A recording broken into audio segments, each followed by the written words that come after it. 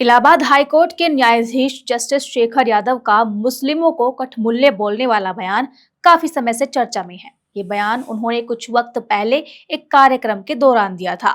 उनके इस बयान का किसी ने सपोर्ट किया तो किसी ने इसे गलत बताया और देश के लिए खतरनाक कहा। जस्टिस शेखर यादव के इस बयान के बाद सुप्रीम कोर्ट कोलेजियम ने उन्हें तलब किया था और उनके बयान पर स्पष्टीकरण मांगा था। करीब एक महीने बाद जस्टिस यादव ने सुप्रीम कोर्ट के मुख्य न्यायाधीश संजीव खन्ना को एक पत्र भेजा, जिसमें उन्होंने अपने बयान पर कायम रहने की बात कही। वीडियो में आगे बढ़ेंगे और जानेंगे सब कुछ विस्तार से, लेकिन उससे पहले आप हमारे चैनल द हिंदी टॉप को सब्सक्राइब करें, बेल आइकन दबाना ना भूलें ताकि आप तक पहुंचे हर खबर सबसे पहले।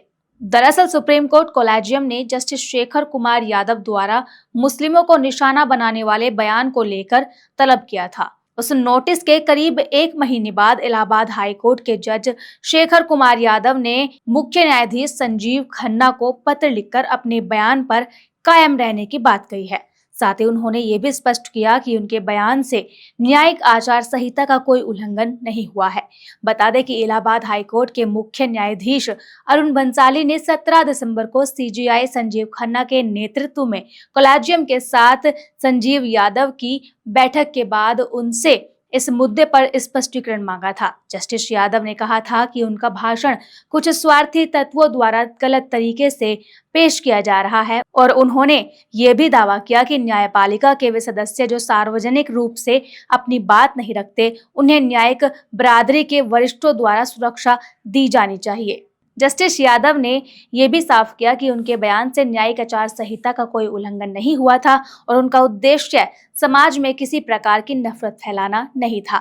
आपको बता दें कि 8 दिसंबर को जस्टिस यादव ने विश्व हिंदू परिषद के कार्यक्रम में बोलते हुए समान नागरिक संहिता को एक हिंदू बनाम मुस्लिम बहस के रूप में प्रस्तुत किया था, जिसमें उन्होंने कहा था कि हिंदुओं ने सुधार किए हैं जबकि मुसलमानों ने नहीं किए। जस्टिस यादव ने कहा कि आपका ये भ्रम है, अगर कोई कानून लाया गया है वो आपके शरीयत, इस्लाम और कुरान के खिलाफ होगा। लेकिन मैं एक और बात कहना चाहता हूं कि चाहे वो आपका व्यक्तिगत कानून हो, हमारा हिंदू कानून हो, आपका कुरान हो या हमारी गीता, जैसे मैंने कहा कि हम अपनी प्रथाओं में बुराइयों का समाधान कर चुके हैं, जैसे छुआछूत, सती, जौहर, भ्रूण हत्या, हम इन सभी समस्याओं का समाधान कर चुके हैं। फिर आप इस कानून को क्यों नहीं खत्म करते? जस्टिस यादव का बयान यहाँ तक तो ठीक चल रहा था, लेकिन जस्टिस यादव ने आगे जो शब्द इस्तेमाल किए उन्हें जानकर सब लोग हैरान हो गए और वो काफी विवादास्पद भी हो गए। उन्होंने कहा कि कठमुल्ले देश के लिए घातक है। इस बयान के बाद से ही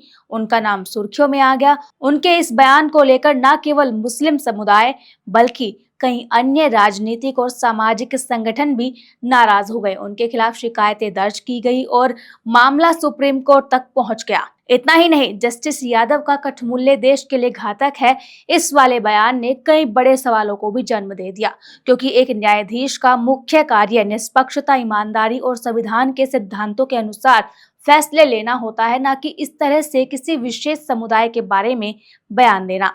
उनका यह बयान न केवल अनुचित था बल्कि ये न्यायपालिका की स्वतंत्रता और निष्पक्षता पर भी सवाल खड़े करता है। खैर, इस मुद्दे पर आपकी क्या है राय, हमें कमेंट में जरूर बताएं और ऐसी खबरों के लिए सब्सक्राइब करें द हिंदी टॉप। साथ ही हमें एक्स यानी ट्विटर, फेसबुक और इंस्टा पर भी फॉलो करें।